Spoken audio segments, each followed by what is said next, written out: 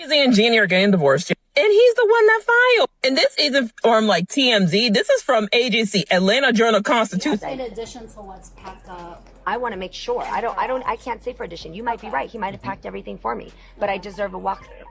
This Jeannie and Jeezy divorce is getting wilder by the minute. It's not just messy anymore. It's straight up toxic. Now, the judge is fed up and warning Jeezy he could end up behind bars if he doesn't shape up. Here's the deal. Jeezy was supposed to hand over the title for a 2021 Range Rover to Jeannie, something both of them agreed to during the divorce. But guess what? He didn't do it. When they showed up in court, the judge made it clear Jeezy willfully refused to transfer the title like he was supposed to. That's a big no-no. Now the judge is basically saying, one more slip up and you're going to jail. And this ain't the first red flag either.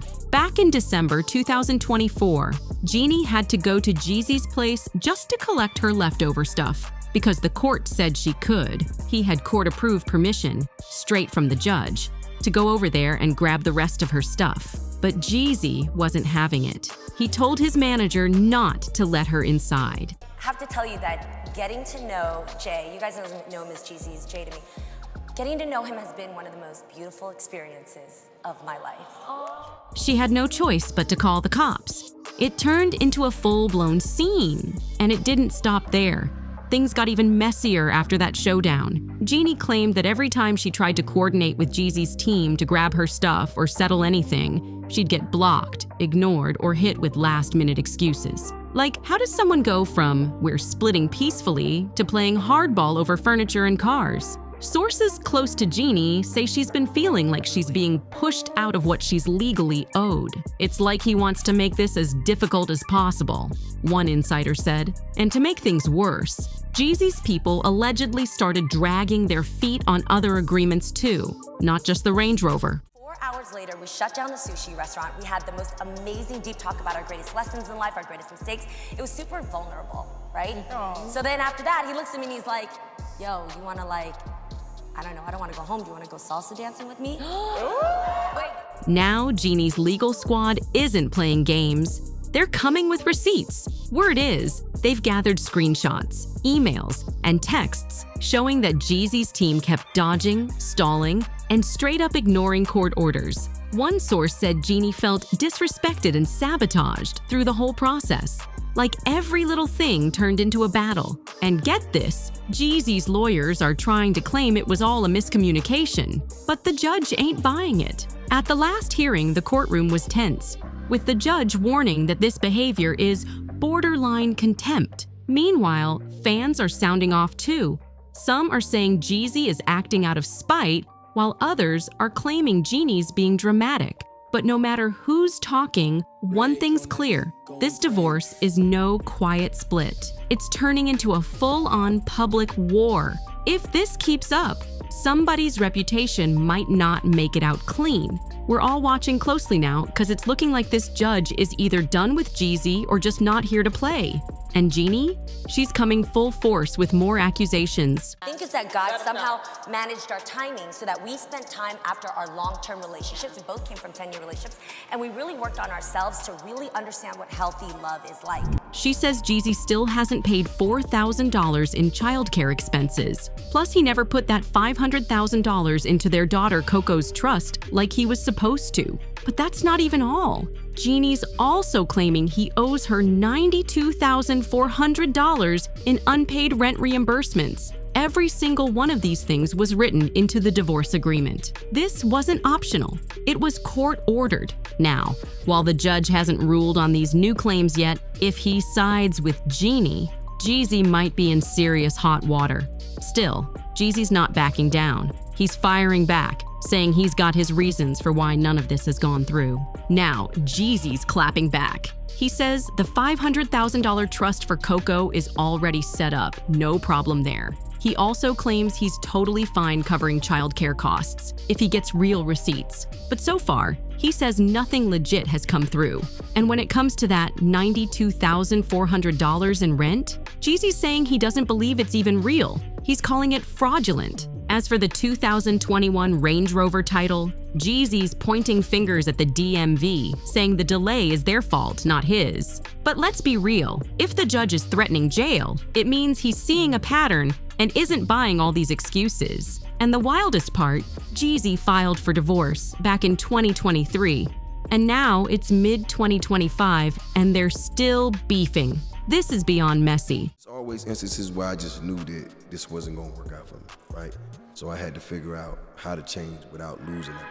They've got a beautiful little girl, Coco, and she's only around 3. Whether they like it or not, they're gonna be tied together for years. And now the drama's spilling outside the courtroom. People close to the situation are saying Jeezy feels like he's being set up to fail.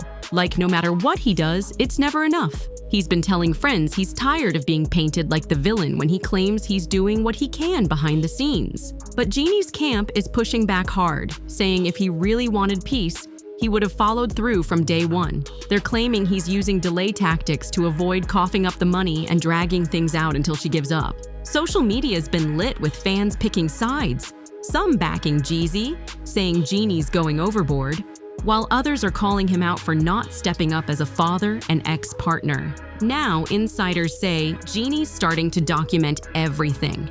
Every email, every text, every missed payment. Her team's getting meticulous, building a case that paints Jeezy as intentionally dragging this divorce out. They want to show the judge that this isn't just miscommunication, it's a pattern. Meanwhile, Jeezy's still holding his ground. He's telling people that Jeannie's turning their split into a spectacle and using the media to twist the narrative.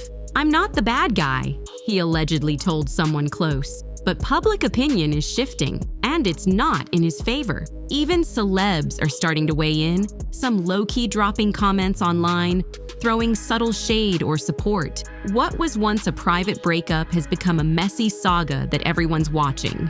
With court dates looming and tension rising, it feels like this thing's about to explode. If either side slips up now, it could cost them big, in court and in reputation. But what do you think?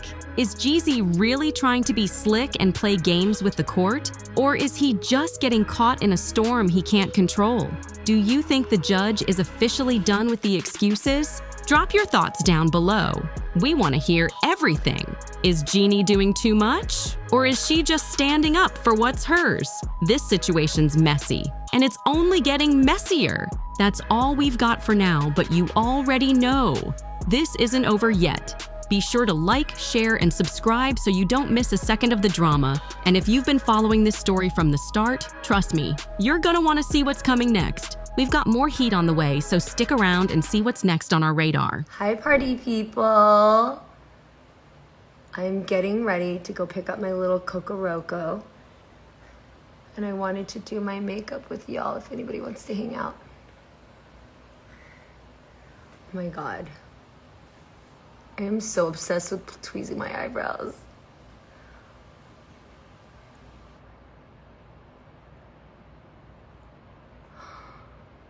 I'm just gonna tweeze until you guys get here. I wish we could zoom on the face, on the selfie camera. Okay. Michael! Hi, Michael. Oh my God, you guys, hi. Okay, so this is why I decided to be here with you guys. Wait, first off, I curled my hair myself. I didn't put any product yet because I kind of like it when it just like falls out and gets a little wavy and messy. But are you guys feeling it? Are you guys feeling the pattern? I discovered this thing on TikTok Shop. Can I just show you? I know we're talking foundation today, but how many of y'all know about this? This is one of my favorite discoveries. So usually when I wake up in the morning, my bangs are really flat like this, and I hate it because it makes my cheeks look wide. And then it just doesn't like give volume. So now when I wake up in the morning, I get this friend that comes in a pack of 6. I clip her right here and I look like this for the whole day. And I just chill like, you know, waiting for it. And then when I'm ready to go, when I jump out the car, I just boop. And it gives me this gorgeous volume that allows my bangs to have like more shape so my face doesn't look like a ramen noodle bowl. Isn't that so cute? Okay, let me know if you want me to link that later on. I'll show you in my stories. Okay, so Monaco, she's at school right now. So she's gonna be here in a little bit, but I gotta use this moment to show you guys this foundation, because if you guys saw on my feed, I was posting this foundation that I am obsessed with. And I wanted to show you before I have any makeup on right now. I have nothing on. And I wanted to show you how exactly this works because I'm obsessed with it. Wait, do you guys want to see it with a brush, or I'll do it with a sponge?